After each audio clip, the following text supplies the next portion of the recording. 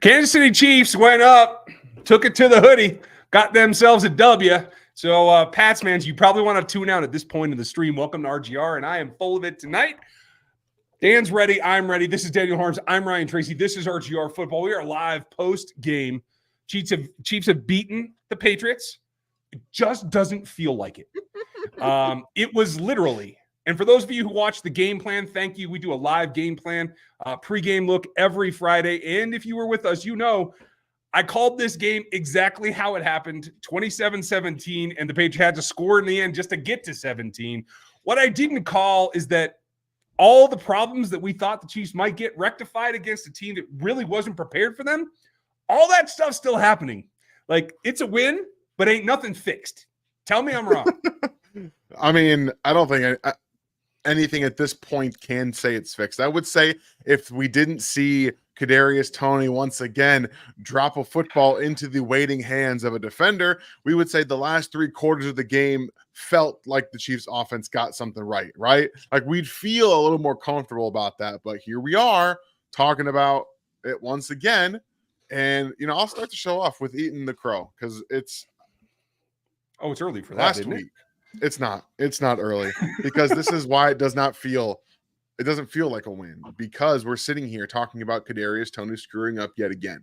And I did the film review, showed the usage. I do think that what he brings as a skill talent player does open up the Chiefs offense, but at a certain point, enough's enough. I mean, honestly, it should have been enough's enough quite a while ago. But it felt like piling on at that point after last week when it was lining up was a little bit too harsh. Right now, it's 2 more drops today. And I know that Mahomes kind of threw one behind him. You can argue that he maybe should stop there, but I have no issues with him going through a dig route. None. No. He's running through a dig route. Mahomes stepped up and threw it behind him. That was just an inaccurate throw. And then he puts it right on the numbers, man. Right on the numbers. And it floats away. It floats away. So gonna eat some crow, and it's not the cost effectiveness is not outweighing the cost of what he's doing in hurting the team. So Skyy Moore barely played today. Kadarius Toney should not be playing as much anymore. I mean, granted, he's not playing a ton anymore anyway. And what we saw from Clyde Edwards-Helaire today, Clyde should be put in Kadarius Toney's role. Period. Slot receiver, H-back. When Isaiah Pacheco comes back, just be done with it. Put him in that role. We know he can run the ball. You can get him the ball in space. He can make somebody miss. He's not going to really do that. So, yeah, I'm done. Put him in the Kadarius Toney role, and let's see what we got. Wow. I didn't expect you to go there right now. Dang. Okay. But I'm not going to argue because all your points are valid. I mean, at some point, and let me start with it this way, because we should focus on this. Clyde Edwards-Helaire is playing the best he's ever played for the Chiefs, except for that one game in Buffalo when the rain 10,000 years ago. Other than that, he's running hard. He's making good plays. He's following his blocks. Is he the creator? No. Is he a guy that can really like hammer it home? No. But you're applauding him. That says something. But here's the thing. He and Mick, they were 7 for 7 as a pair out of the backfield and catching passes today as well. That screen, yes, he had the best interior trio out front blocking for him, but he followed him. And then he added something on top of it. He didn't just like go down as soon as his blockers ran out of space, right? Like there was something added to that. So I don't disagree at all. Give CEH his flowers there. Give it to Mick. Mick obviously doing a little bit of everything. I'm all for the Wildcat. I couldn't care less at this point. Let's just have some fun with it. Patrick did break 300 yards, so if you were betting on that, you did better than we did, because I am so pissed off about Kadarius Toney from a whole different. We're going to go over the underdog here coming up, but Toney pulling out of that is the opposite, right? And this is my big problem. And I'm going to throw the stats from the ball game up on the screen for everybody. I probably need to zoom that in because this is what bothers me. I'm all for Andy Reid, and I trust his evaluation. Kadarius Toney is something special with the ball in his hands. It's getting the ball in his hands that's the problem. And the result when he doesn't do that is this crap.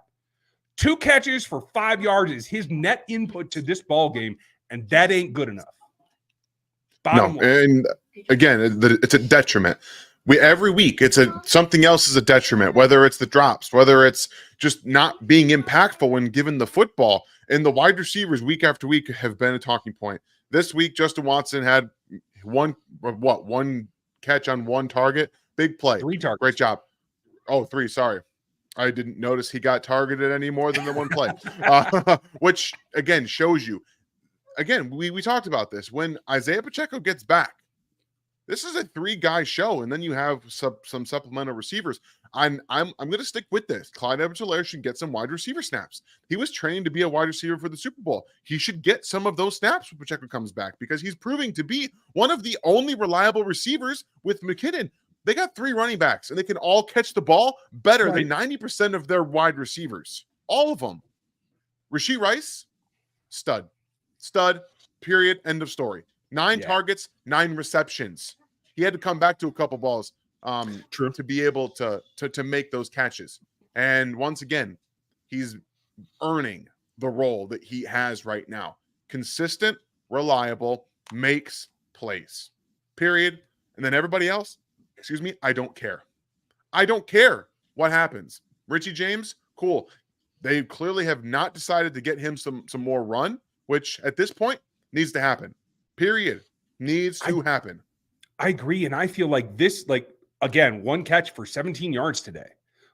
Not just a little dink, right? He's making contribution. That run back in the second half made a contribution. Now I feel like rather than waiting for Kadarius Toney to actually get used, now it feels like Andy's waiting to put James into the game plan in the playoffs. So I don't know if we're going to see it in the regular season, and maybe that's okay because he's like one of the last options. You got McCole coming back eventually. McCole will make his fair of screw-ups too. I mean, there's nothing sure in this wide receiver room that's coming at you. And honestly, even beyond that, I just saw somebody, Yanni, well done. I mean, at this point, Bell's toast. It's over. I've only been calling for him not to make the roster for 3 years, but now it's finally true. He looks older than me out there. And no offense to you, Blake. You've had a great career, but it ain't working no more. It's only, again, a net negative to this ball club. And for all the rants and all the stuff that you want, you got to join the memberships. Go ahead and do that. It's down there. Nightbot put the link in here. You can find that. And kudos to Frankie for that as well. There's also a link in the description. And also something new for the playoffs, the games that the Chiefs are not in. We're not going to do Chiefs games. But for the playoffs, we're going to do some members-only streams that will be during the ball games. So if you want to get in that, go ahead and join the memberships. I don't want to deal with the copyright stuff anymore, so I ain't doing it in public. We'll do it in a private member-only feed. So hopefully that will be more fun for everybody, and we'll get into that. But that all comes in from what Frankie's got in here. So we're going to get to your questions. We're not going to answer them all tonight because we got to go over the notes and everything as we kind of are going through. Tomorrow night is the Q&A where we answer every question you got all night long. Super chats get priority, but we try to hit them absolutely all, and we spend at least an hour. Good Lord, the way we talk, it'll be longer than that. But we're going to start tonight with Scott. Thanks for the super chat, Scott. Appreciate you. Is it time for Noah to have a bigger part of the offense, potentially take some of Kelsey's snaps? Noah Gray has 0 snaps. Kelsey has a bad game. That's the big question. I think Travis is still hurting from the injury, the hyperextension, the 2 days before the season started. So anything to take some load off of him, I'm okay with, even though you need him at some times. Do you disagree? Oh, that was okay. No, I thought you were gonna keep going. It sounded like my thoughts are short these days, I guess. Screw it. It's so good. Yeah, Noah Gray should get some more run too. Again, anybody that you want to put out there for these receivers that can't catch the football, Noah Gray's not going to drop it. But every once in a while, he's as sure hand as they come. And they were running more 12 personnel on third down this week too, largely because wouldn't you know it, these people can catch the football. They're starting to understand, all right, well, we don't need Kadarius. We don't need Skyy. We don't need all these other people on third down. Noah's going to catch the football if I throw him the ball, but also the running backs were doing it too. So they felt comfortable in that group quite a bit on third down today. And when you have Travis, again, hurting, multiple different injuries, not just the hyperextension, but the ankle thing from the Minnesota game. And then he just landed hard on his left elbow today, and that was hurting him, stinger. Loaded. Yeah, so Kelsey not only was the focal point of Bill Belichick today, which was the thought process of taking him under or lower on those yards for us in our underdog thing, which made a lot of sense. But he's get nicked up at a higher rate today than I think he ever has in his career, and a little bit more severe than usual as well. So Noah absolutely deserves more snaps, and he's playing quite a bit still too. Yeah, I agree. Folks, if you want to support us, you can easily play Underdog Fantasy. Anything that you sign up with our code RGR at Underdog Fantasy, that always helps us. Scott, thank you for your super chat. That certainly helps us as well, and I very much do appreciate it. I do want to show you guys just how close we came, because this was evidently my week. I have a way to think like Bill Belichick, evidently, because I was pretty much on with the score and the whole 9 yards. The only thing we missed in our $1,000 bet, well, that's what we could have won. We got Travis being limited because of what Bill Belichick does. We got Bailey Zappe going over by 0.05 because my guy is a roller coaster. He's got some good ups, and I thought he showed some really great plays in the first half, and he's got some dumbass moves that he pulls as well. He needs a quarterback coach, and it ain't Bill O'Brien. Go get him one. Maybe he'll show up for another team. But we nailed him. We got Rashee Rice doing his thing, and we got Hunter Henry doing his thing. Only guy we missed on was Patrick Mahomes, and that's because of Kadarius Toney's interception. I'm so if Kadarius Toney doesn't drop that ball, Patrick makes it. Patrick makes it. Yeah. And here we are. And we're celebrating. We're buying a KC Beer Co. when I'm home for Christmas. That's what we would have been doing. But alas, you can thank KT for that. So that's kind of harsh to put that all on him, but hey, it is what it is. Werewolf this started to remind me of 2021. Fair enough. When Mahomes has at least half a dozen instances that bounce off his receivers and right into the defenders. Tyreek has had at least 3 of those. Yes, he did. And the Dolphins rolled the Jets today without Tyreek. So, again, there's some pluses and there's some minuses. If you could just remove the minuses, you're going to be okay. But she can't seem to figure that out. No, again, last week. Yeah, you guys, last week I told you this is who they are. And it proved against one of the worst teams in football that it doesn't matter. It doesn't matter who they're playing, that they will consistently make mistakes. They will get called turning a 3rd and 5 or 3rd and 4 into a 3rd and 9 from a false start. All of this little stuff, it just eats and eats and eats. So yes, the Chiefs won this football game. They did some good things on offense. Their defense did exactly what they should have done. Again, the points, they were much better than the points that the Patriots scored because they didn't do anything outside of that one touchdown drive. Nothing. They did absolutely nothing outside of the one touchdown drive. And the defense was fantastic again today. L'Jarius Sneed. I think the corners early in the football game had a little bit of a rough time for whatever reason. A couple of turning the wrong way, a couple of separation instincts that didn't necessarily. Obviously, an unlucky lob to Devontae Parker against L'Jarius Sneed, who's, again, when you're playing that type of a jam, it's to throw off the timing, and then you're playing trail. That's all it is. Yeah. It's timing and trail. And by the time Devontae Parker got running again, it was the ball's already in the air. There's nothing he could have done in that situation. So that's just an. If that ball isn't overthrown, he's in perfect position and everything's fine. I know, but it's underthrown because again, Bailey Zappe has to step back, and when he does that, he loses about 20 miles an hour on his ball. It's just what it is. So you get him in 3rd and 8, and he's cooked. He needs help. He needs professional coaching. Oh shit, they're supposed to have that already. Right. Sorry. It's fun. Commentary here, folks. Cody, thanks for that. If you guys would hit the like, we'd appreciate it. If you're having a good time. If you hate this conversation, I don't know why you're still here. So if you're here, click the damn button. Sugary, hope you're doing well. Get out. I mean, I don't know. Still hit it. Saw Pinnell getting a few snaps today. Do you think that Veach made a waiver claim on Tart? I don't know. And I think that will come out maybe Tuesday morning. I'm not sure. We should know if there was a claim. I doubt it, but I don't know. You never know with him. I think Brett's in the mode where it's take stabs at everything. I'm starting to feel like we're going to see some things we're not going to enjoy in this draft class because I think there's more work that has to be done than one pick's going to let you do. So be prepared. We'll talk about that when the season's over, but I know there's a question in here somewhere about it, and I just wanted to get to it there. But yeah, they're going to sprinkle some guys in as they can. This is why you bring in the veterans for late in the season, like they've done in the past, so they can get them in late here as they make a search and have some fresh legs under them. Brian, thank you. One of our members. Nice to see you. If we're going to win the Super Bowl with this D, Spags needs to make his adjustments before halftime. I mean, against the elite teams, yeah, you do need to speed that up. You can't allow too many drives to get ahead of you. It's a game of drives at that point. But I think for the most part, I've been pretty happy with his adjustment schedule this year. Yeah, and one drive, you have to remember that when they're adjusting, it's got to be after a drive.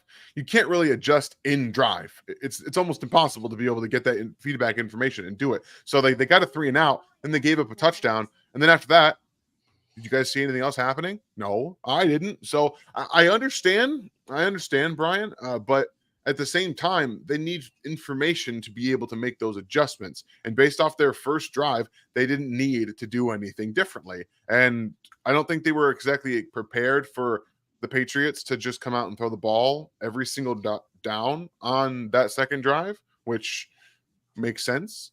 Do something a little bit differently. But then again, after that, their Patriots did nothing all game. Yeah, it was solid. Dirty, thanks for being here. Thanks for being on Locked On Chiefs earlier, folks. If you've never seen me on there, that's the other show. And shout out to Fox 4 for having me on this week on the pregame show. That was a good time. Hope you guys caught that as well. Morse really helped the running game, in my opinion. And I agree. He's a much better run blocker than Donovan Smith is at his age. But he did have a couple issues. Uche went around him twice. Who got the sack on him where he just dipped underneath a late punch? Was it Wise? I think it might have been. It was Wise. Yeah. 90-1? 91 was Wise, yeah. Not his best pass block day, but hey, he's definitely helping in the run game, Dirty, and I think it's a net positive overall still is where I'm at. What about you?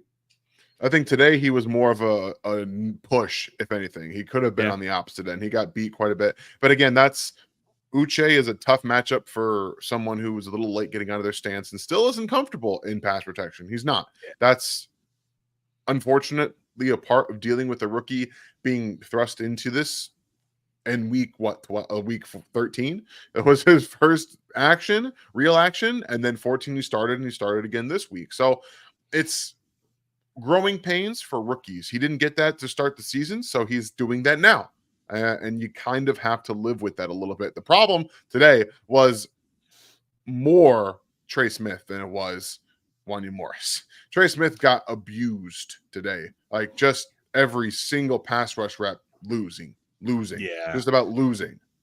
Pass rush was not his thing. Look at that. Yeah, good timing, by the way.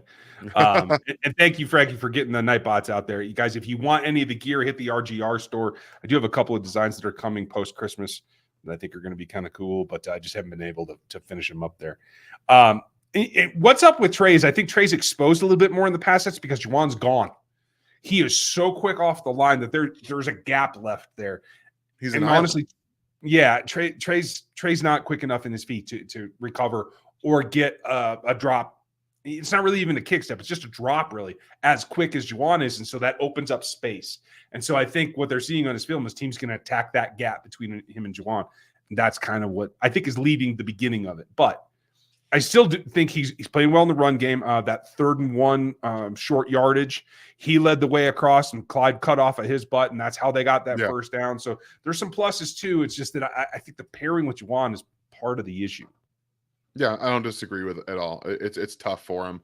Faster player, and like you said, for a guard, you're not really getting into a drop step. You're trying to match and just try to make sure that gap isn't so big. So he needs to trust a little bit more that he's going to have some help on the interior side.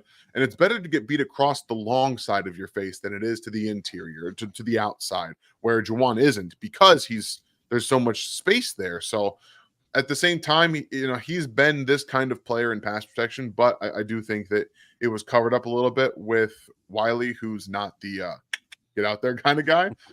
He's more of a, if you're going to beat me, it's going to be around the edge. Like, you're going to beat me around the edge, not necessarily to the inside, because I like to have some help in the inside. So we're seeing that play out right now. Little help, please. Just a little bit. Yanni, that's where we're out on him. I think they need more time together, and I think that'll help. What is the plan if we transition tag Jones and get 2 number 1s? It's real simple. You trade up to get Olafashanu, and then you take whatever X wide receiver that you like is left. And so then they would have 3 number ones. So you can get that done. You can get into the top 10 if you trade up 2 ones. I am very confident in that. And I don't know where you stand right now, Dan. I know everybody wants to legacy, but I think Rashawn is more adept. Well, whatever deity you pray to that ends up getting you the two ones for someone coming and doing that with the transition tag, you should also pray that Ole falls to the number 10 because he's probably going inside the top 5. I'm just saying, we're talking about some things that are a little out there, Rich. But I do think that if you get those 2 ones, it's the same plan. You get a wide receiver, you get a tackle, and then you kick Wanye inside. Joe Toney is getting older. Joe's still playing at a high level. I do feel like he's probably pulled back a little bit from last season, though. I think it's on the other side. Yeah, okay, you could be right there, but I'm just saying in terms of longevity, like that's something you're definitely going to have to deal with for sure. You can evaluate on the right hand side, but yeah, I'm with you. I think it's more likely that it's a tag and a trade. I don't think it's a transition tag that doesn't. I don't even think does the transition tag pay off 2 ones, or is that only? I think I do believe it's tag? 2 ones. I do believe it is if somebody comes and takes it. Actually does it. Like that's. I do think if anything, it's going to be a tag and trade for an actual franchise tag.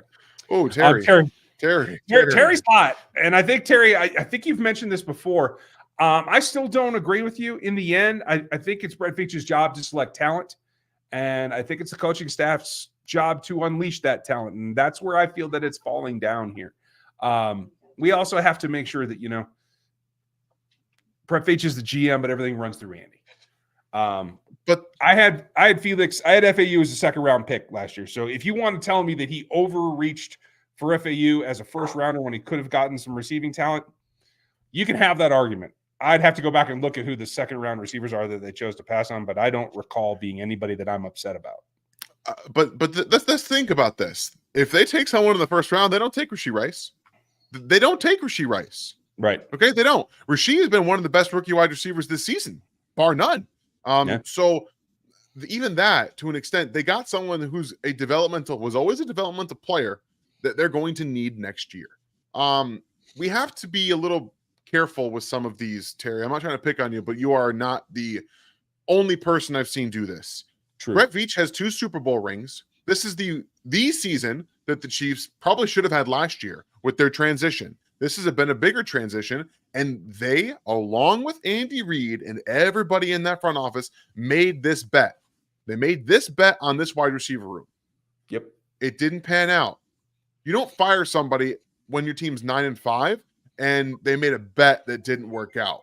That's not what you do. I understand we're frustrated with it, but we have to think of it in this sense that they are 9-5. Yes, they're making mistakes, but the players on the field are the ones making those mistakes. Right. Yeah. And as much, you don't draft people to be right now.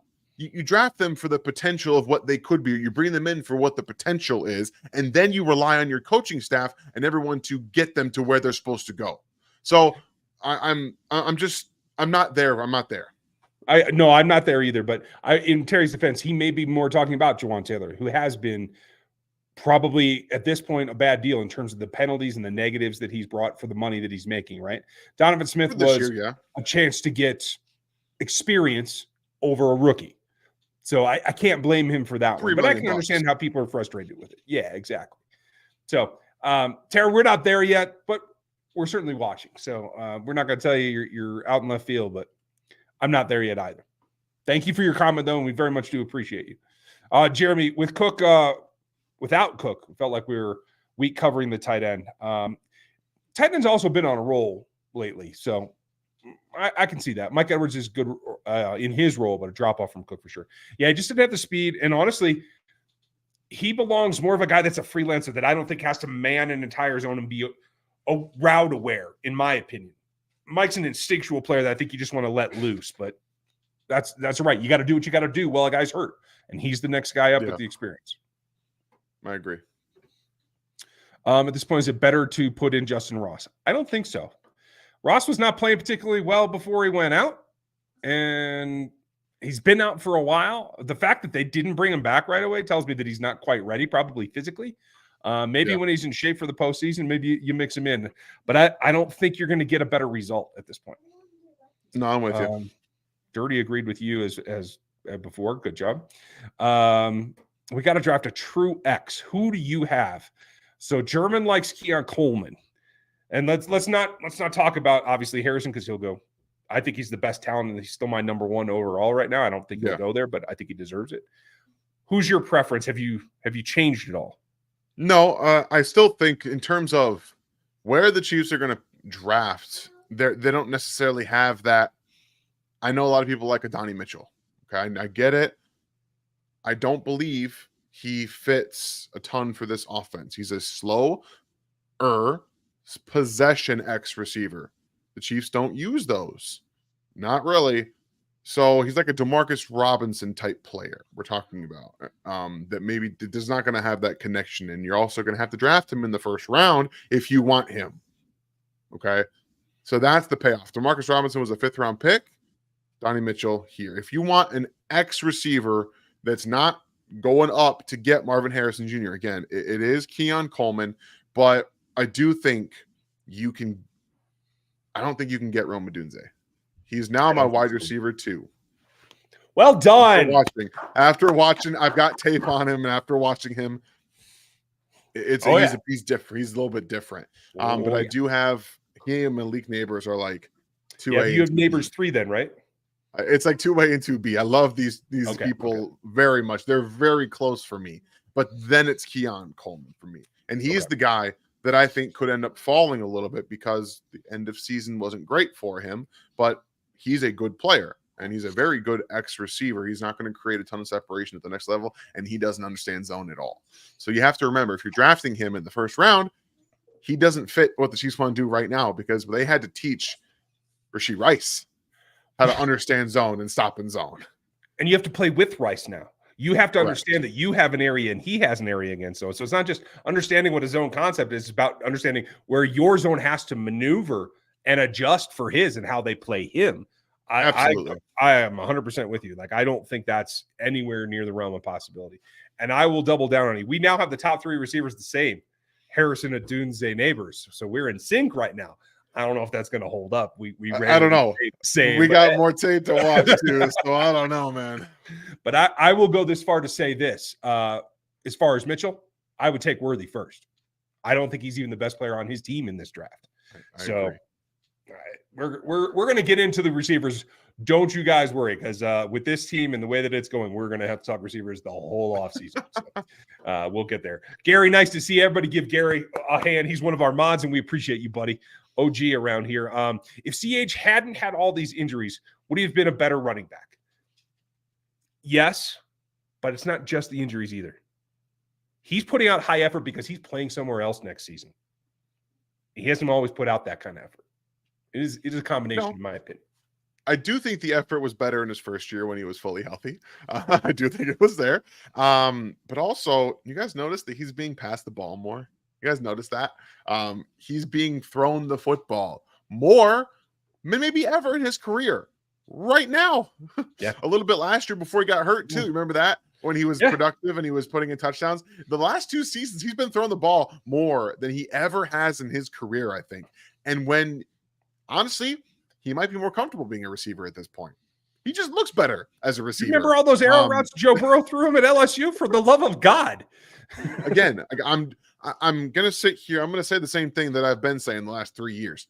Throw him the ball. You have receiver problems. Throw him the football. You got a minimum of 4 games left with the dude. Throw him the damn ball. Am I wrong for seeing nothing different with this team after a win? I stay off lot or exit. No. I don't necessarily confirm that, but I do confirm the first part. This is a win, but it doesn't feel like a win, right? You know what? That's stop that doesn't feel like it. The Chiefs are now 9-5. I think the Jacksonville Jaguars are going to beat the Baltimore Ravens tonight because I believe Trevor Lawrence is going to raise his game at home on Sunday Night Football, and that will give them something to look forward to and fight for. So yeah, it was ugly early in this game. There was a good 2 quarters. They were they were going. That third quarter, end of the second quarter, they were moving the ball. They were doing everything they wanted to. They were executing. And the defense is still playing at an elite level. So, yeah, there were glimpses and moments of greatness. Rashee Rice legitimately is the number one receiver on this team. And again, out-targeting, maybe not out-targeting Travis Kelce, but he had the most catches on the team. He caught all 9 of them. And I think that this is something we have to really emphasize. On a team devoid of wide receiver impact, maybe not talent, impact. These guys can't really do much to impact the outcome of a game except negatively.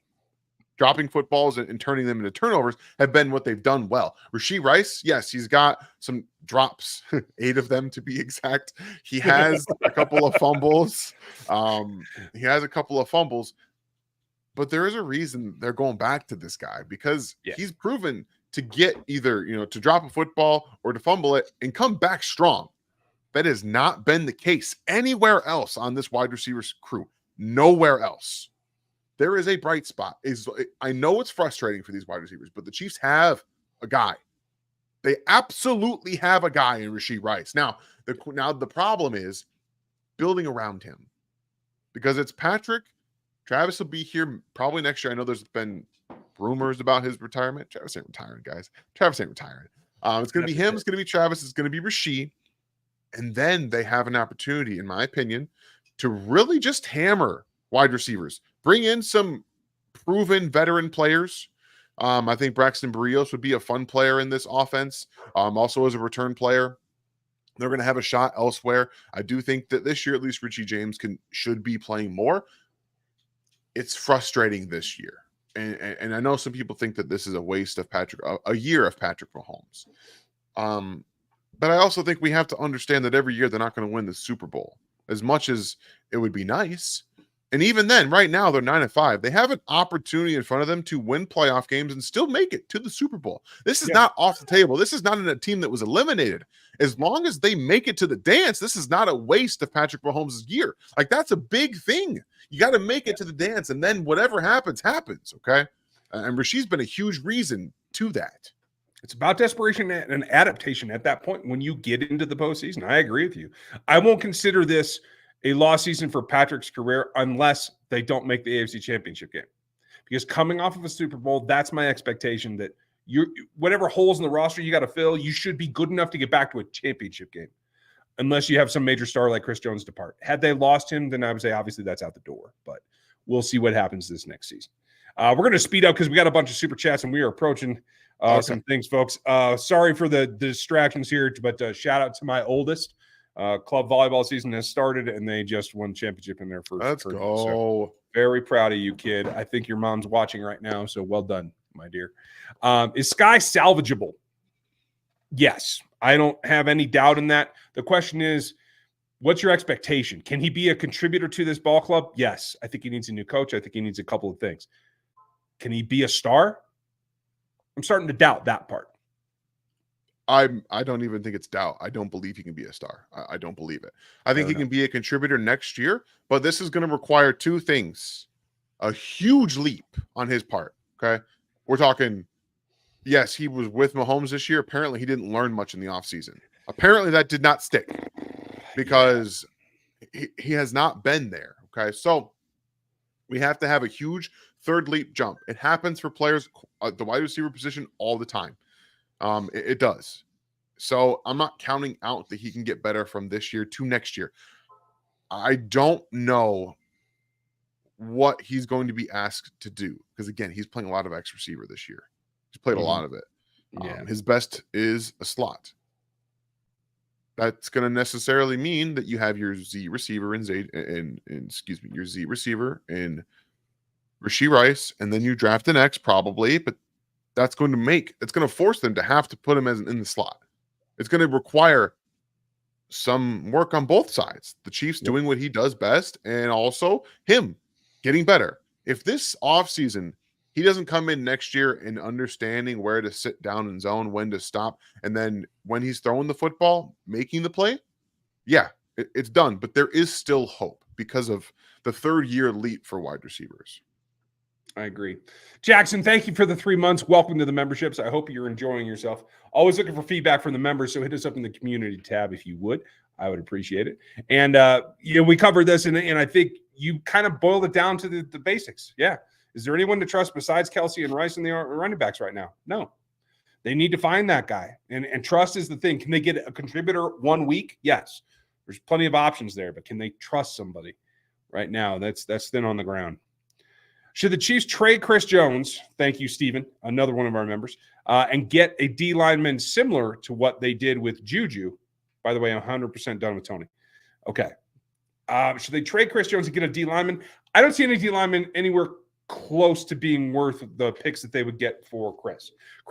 He's not going to bring in the haul that Tyreek Hill did, but Chris Jones should garner multiple picks, at least one of them being a 1. Maybe more if somebody's really desperate for D-line play. But you should get a 1 and a 2 for Chris Jones. Maybe a 4th on top of that, something like that. And yes, you should go pick up another D-lineman for that because they clearly don't prioritize D-line right now because they've lost Kendrick Coburn twice after making him a draft pick last year. So you got a youth problem at that position. Agreed. SSG, thank you, sir. Appreciate it. Awesome. You guys are doing great. Gifting the membership. Loving. One member to another. You guys are awesome. You guys are great. Just the gifted subs lately has been awesome. You guys are great. Love y'all. It builds the community, and I really thank you guys for it. That's awesome. And it's all right. You guys, some of you will get a gifted membership. Thank SSG. Yanni, do you think that any practice squad players would help at this stage of the season? I don't think it could hurt, but I'm not sure I see anybody that could come up and help. Dan, do you feel like somebody could? Help? No, but I think at worst, maybe not be a net negative. Yeah. I mean, in terms of dropping the football, I don't necessarily think that you couldn't bring up Montrell Washington or Cornell Powell and ask them to catch the football. I think they would catch the football. So maybe not be a net negative. Yeah, I can get down with that. Jacob, thanks for the super chat. Appreciate you, buddy. Trade CJ first and second to get Maserati, Marv, Rome, and Neighbors. Man, if you could pull that off, that would be impressive. You need like 3 more first-round picks, though, to get up and do that. Because I do think, and there's another question about Adunze in here in a second. Marvin should be a top 3 pick. There's no way around that. I can't say I trust leadership in multiple of the organizations that will pick in those picks. So there are dumber things that could happen, but there's no way he gets out of that. Talent alone, Marvin Harrison Jr. is the best player in this draft over Caleb and over Drake, in my opinion. Rome should be right up there between 15 and 10. He might sneak in or get pushed into there. The offensive tackles might prevent that, and the quarterbacks might prevent that, but 10-ish is right there. And I think Neighbors is probably only 4 or 5 picks behind him in terms of value. So you'd have to get all the way up there 3 times, and that's a hell of a lot of picks. Yeah. It's GM's wet dream is what that is. Son bitch. Okay. We got that one. Miss Tracy, thank you for waiting. I know you put this in twice. I'm sorry. I noticed on a play that announcer gave Nagy kudos for the play design. Never said that about EB during a broadcast. Nagy's not calling the plays, right? No, it's the same thing as it was with EB. There's a triumvirate. Mike Frazier is going to give them the tendencies. The coordinator is going to make the call. Andy's going to sign off on it or override it. And that's basically the way that it works. Mahomes is in the mix in that circle as well. But EB designs some plays. Nagy designs a lot of plays at practice, and then those get pulled into the game plan. So they're not the same thing. They are separate instances of what the contribution to the game is. He's not calling the plays, but he probably did design a few of them, is my thought. Yeah, they all have input, and I do think that they've, at least said it multiple times, the EB in terms of design before. But you're probably not wrong about in terms of how much you maybe hear it when the Chiefs are doing well with Matt Nagy instead of Eric Bieniemy for an obvious reason that I won't get into right now. Fair enough. And we're going to stop right there. Okay. Gary, Chiefs trade Jones to the Bears for the number 1 draft pick. I mean, there's no GM in the league that has seen more of Chris Jones up front that could appreciate him. But just like Aaron Donald, I don't think the best defensive tackle, even a guy who Aaron Donald could go Hall of Fame, I don't think he would garner a first-round pick.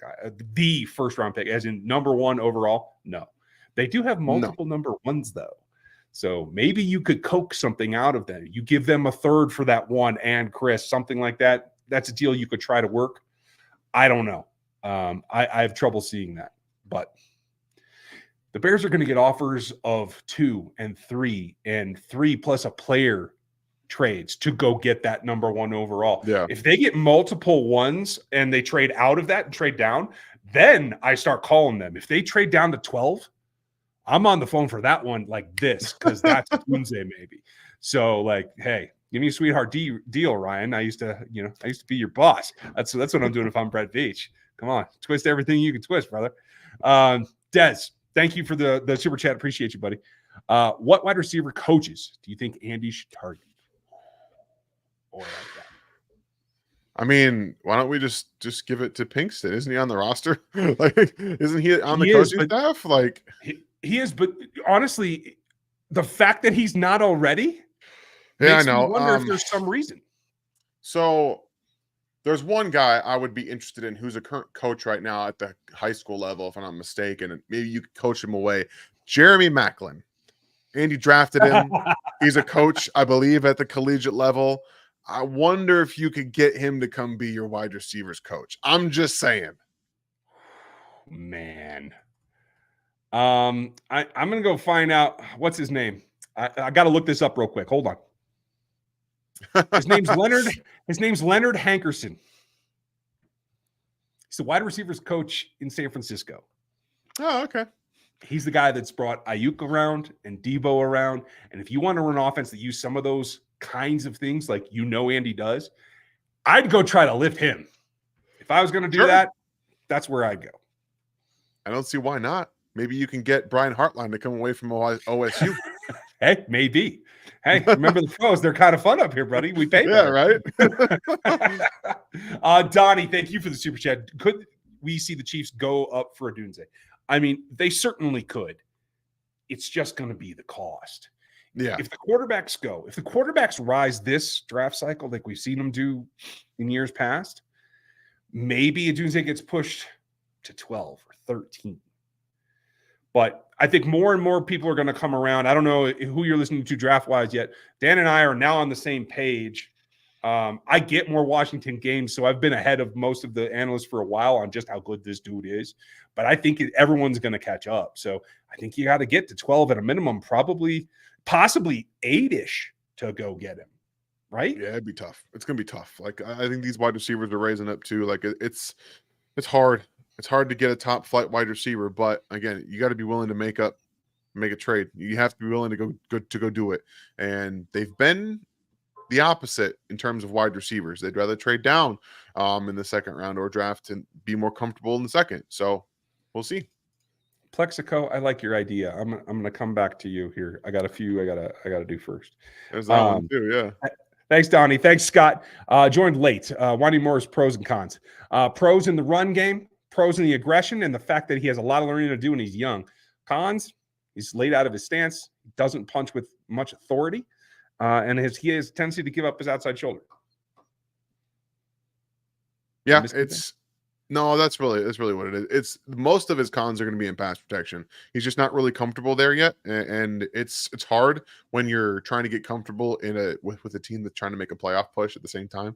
So and getting that outside and recovering inside is, in my opinion, his biggest problem, because he will set to the outside and then he gets beat across his face multiple times. You have to be able to counter with a punch. You got to slow him down. You got to punch quickly. He's a little late on his punches inside. So that's one of my big qualms with him.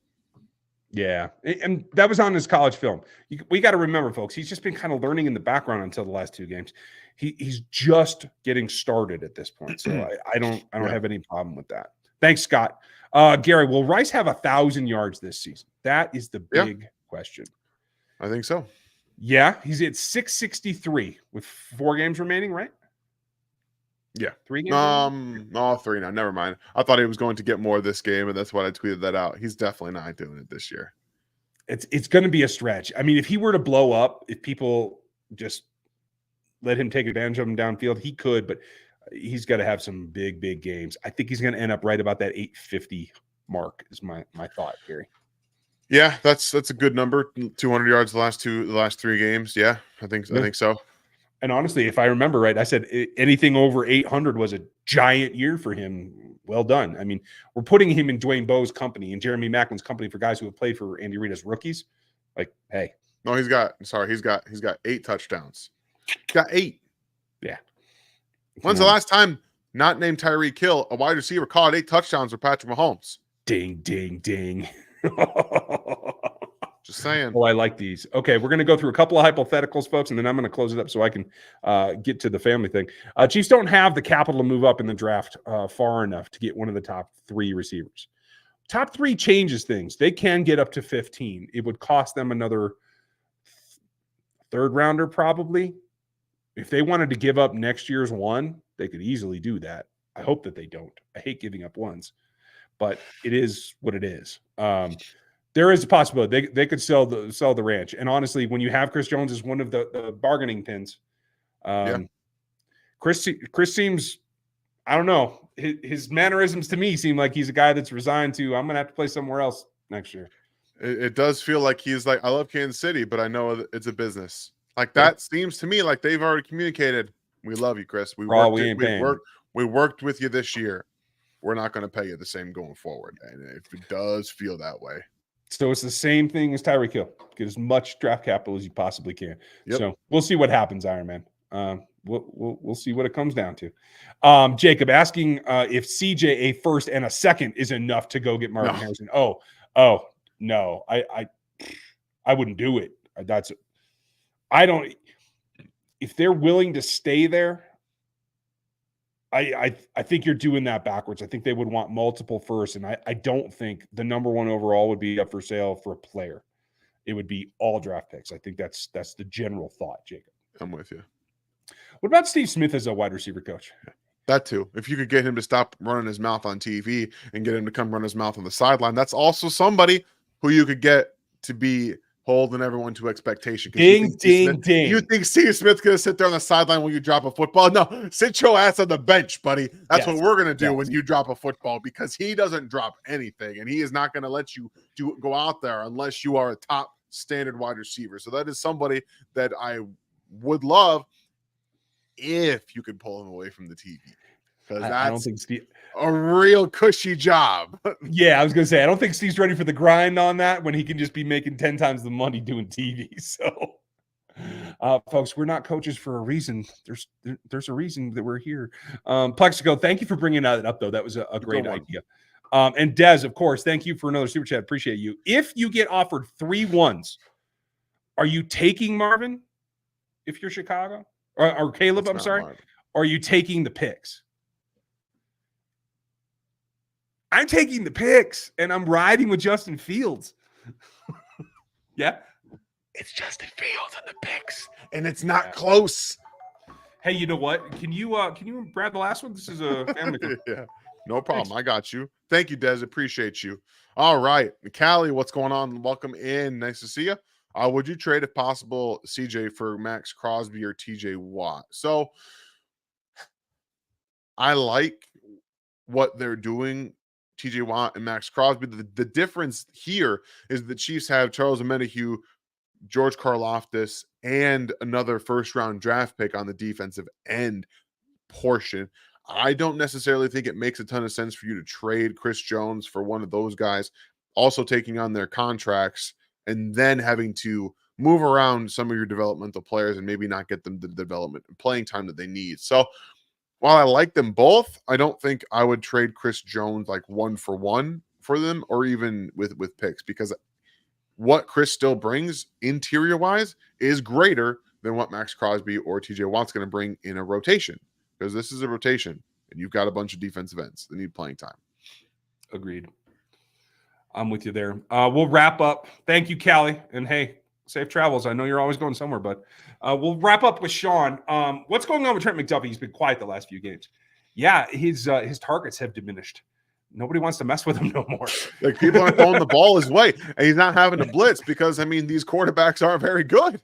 Like, they needed him, like, you're probably not going to see him blitz a ton down the stretch here. You're going to see him get some work in the slot and just be there. Like, that's what they're going to ask him to do. Well, and with especially today, don't take today into the formula because they were in jumbo and heavy so much that it was the base defense almost all day long. He was outside, and in those packages, they're just not going to throw. Just Bill won't do it. Honestly, I think they should have taken their chances with Zappe a little bit more because at least when throwing the ball, they were getting some yardage. The run, the Chiefs had snuffed out. So yeah, they were just game flow. I think that's all it was. Okay, I got to get on the road here to go watch this stuff. So I appreciate you guys being with us post game. Hope you had a great experience, Dan. I don't know how you're doing, but I'm trying to pull in all the optimism I can find. Yeah, and again, I think you need to do that right now. In a game where it didn't feel like they won, you have to look at the bright spots.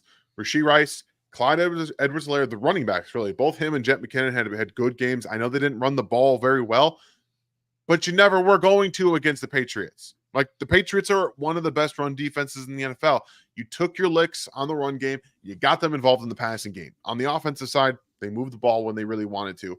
In the second half, when they were up, they weren't interested in moving the football a ton. And then you had the obvious mistakes. Understand that this offense right now, this team, that's what it is. Try to just take it for what it is and look at what they did. Rashee Rice, the running backs, and honestly, Mahomes played a fantastic game today. Outside of the weird interception and the one that Blake Bell said, "Here you have it." Yeah, I don't want this. And the defense again. 7 seconds. The defensive side is still an excellent group. They're doing everything that they can. They don't need to get a ton of sacks, even though they got a bunch of different ones today. It was nice to see Drew Tranquill back on the field, getting some reps. Nick Bolton are going to get healthy for the postseason run.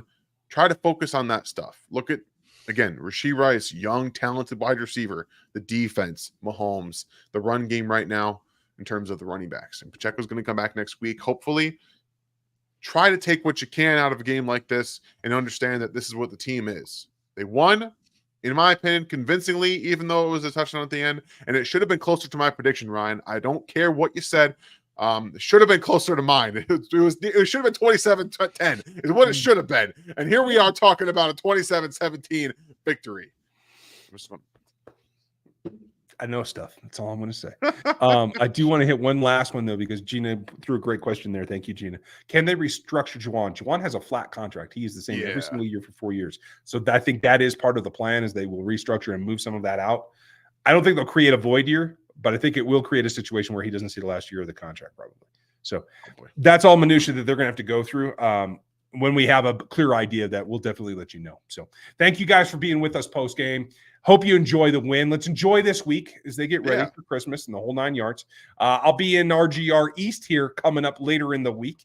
We'll have some special shows from you. It'll look a little bit different, but it'll be good. So thank you for your time. Have a great Sunday night. Enjoy yourselves. And Dan, say hi to the little one for us and enjoy your evening. Always, guys. You have a great one. Try to enjoy a victory. They lost 2 straight. Just come back with a victory. Enjoy your week. Try and do that. Like, that's all you should really be doing after today. That's what I'm going to do too. All right. We'll see you for the Q&A tomorrow night at 7. Have a great one.